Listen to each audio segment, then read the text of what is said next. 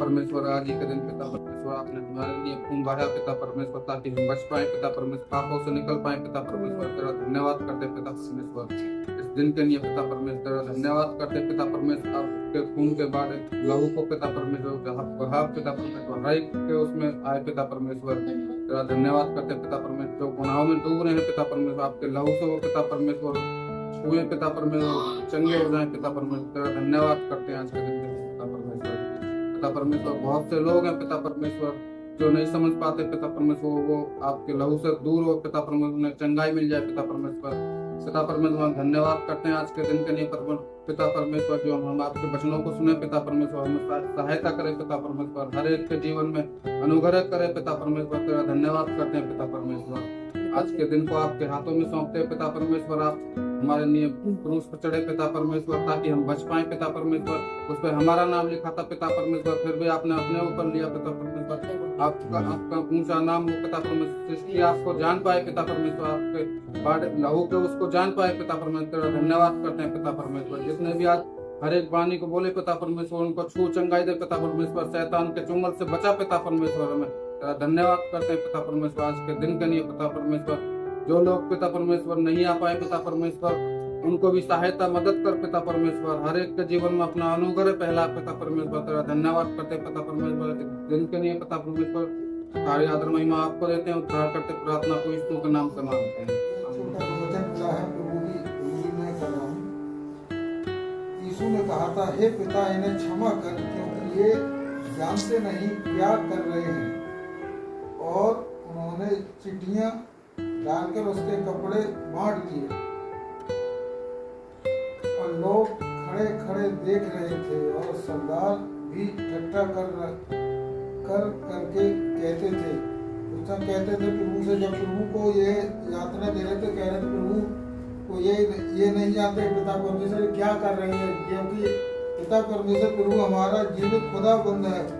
और प्रभु की ठट्ठी मार रहे, ये लोग कह रहे थे ये कहाँ तू अपने, तो ये उनका राजा है, अपने को राजा बताता है, और हंसी कर रहे थे प्रभु की, और कोड़े मार रहे थे, और अपने ठट्ठी बांध रहे थे, ये इनका राजा आ गया, कपड़े पहना दिए, इनका राजा है दरबार में। इनको अपमानित किया, बहुत ही अपमानित किया, मगर प्रभु ने हमारा सहा, और प्रभु से कहा इनको समझ दे, बुद्धि दे पिता परमेश्वर, ये जाने कि इनको प्रभु की संगति में रहे पिता परमेश्वर।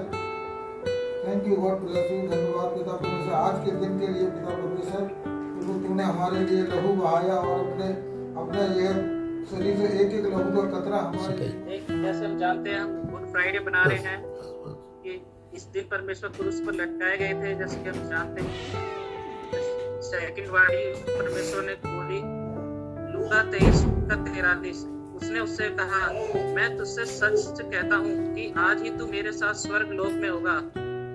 इस वचन में यह कहा गया कि जैसे कि परमेश्वर उस क्रूस पर लटकाए गए थे, उसी दिन उसी के यीशु मसीह के साथ दो कुकर्मी जो चोर डकैती काम करते थे, उनको भी क्रूस पर परमेश्वर के अगल बगल दोनों को सजाए क्रूस पर लटकाया गया।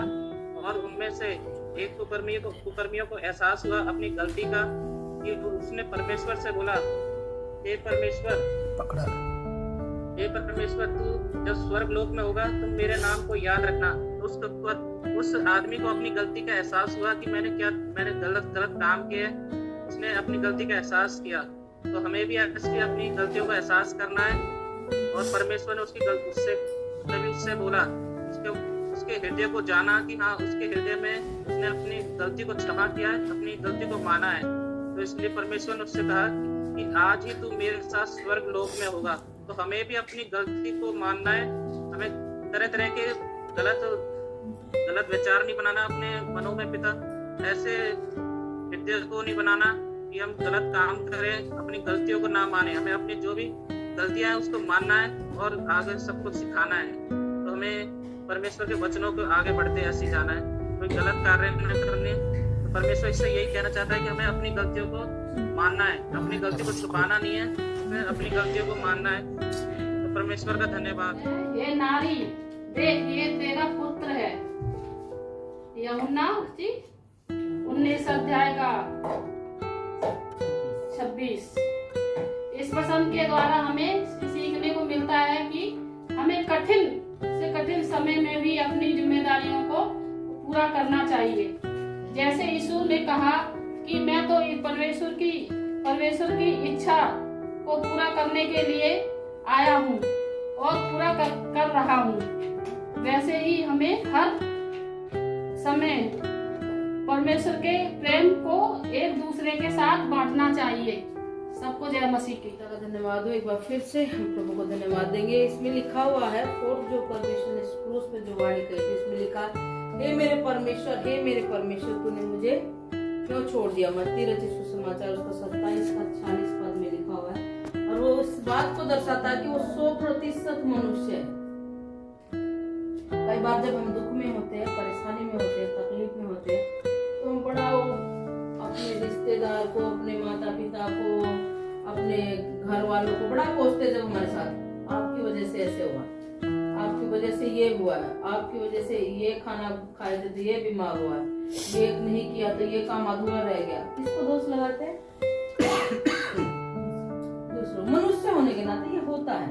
तो जब यीशु इस धरती पे था तो वहां पे अपने आप को 100% मनुष्य के रूप में जब वो था, तो वो तकलीफ को महसूस कर पा रहा था यीशु, और वो उस बात को दिखा रहा था। लेकिन उसने पाप नहीं किया था, वहां पे उसने क्रोध नहीं किया था, उसने दुष्ट काम नहीं किया था। सिर्फ परमेश्वर से ये कह रहा था, हे प्रभु तूने नाश कर दिया, हे प्रभु तूने तो ये कर दिया, हे प्रभु बिल्कुल ही ऐसा हो गया। बहुत अरे हो सकता है मैं उस रास्ते पे चलने लग गया तो शायद मेरे जीवन में ऐसे सोचते हैं ना परमेश्वर को, बुरी चीजों के लिए, बीमारियों के लिए, दुखों के लिए। लेकिन वहां भी यीशु मसीह ने अपने आप को पाक रखा, पवित्र रखा, और अपने आप को इतनी नम्रता के साथ वहां पे कहा कि हे मेरे परमेश्वर तूने मुझे क्यों छोड़ दिया। इस चौथी वाणी जब प्रभु यीशु ने परमेश्वर से कहा, तो अपने आप को वहां पे वो दर्शा रहा कि मैं परमेश्वर का पुत्र हूँ। मैं परमेश्वर का पुत्र होते हुए भी एक मनुष्य रूप धारण करके हम सब मनुष्य के बीच में आए हुए हैं ना। लेकिन यीशु जो है अपने आप को नम्र रखा, दीन रखा, अपने आप को उस स्थिति तक लेकर गया कि परमेश्वर की इच्छा, परमेश्वर की मर्जी को आपके और मेरे जीवन में पूरा कर पाए। सबको जय मसीह। उस समय धन्यवाद करते, उस समय बोला था कि मैं प्यासा हूँ और मुझे पानी पिलाओ। इसके मतलब कि हम लोगों के लिए परमेश्वर ने जो दुख भाग और सलीब पे लटकाए गए थे, उस समय वो मतलब हमारे दुखों को इतना मतलब हमारे सबके पापों के लिए वो मतलब सहन नहीं कर पा रहे थे। तो उसलिए उन्होंने कहा कि अभी जो लोग मेरे पे भरोसा और विश्वास करेंगे ताकि वो उद्धार पाएंगे, और आगे भी अभी मैं प्यासा हूँ। इसलिए कि जो लोग अभी बहुत से लोग ऐसे भटके हुए हैं संसार में, नहीं वो लोग परमेश्वर को जान पाए और न जानते हैं। तो इसलिए परमेश्वर प्यासा हो कह रहे कि मैं प्यासा हूँ, मुझे पानी पिलाओ। यीशु मसीह ने जो क्रूस पे जो छठी वाणी कही थी वो ये थी, यीशु ने कहा पूरा हुआ। यूहन्ना 19:30 में यीशु मसीह हमारे उद्धार करने के लिए आए थे।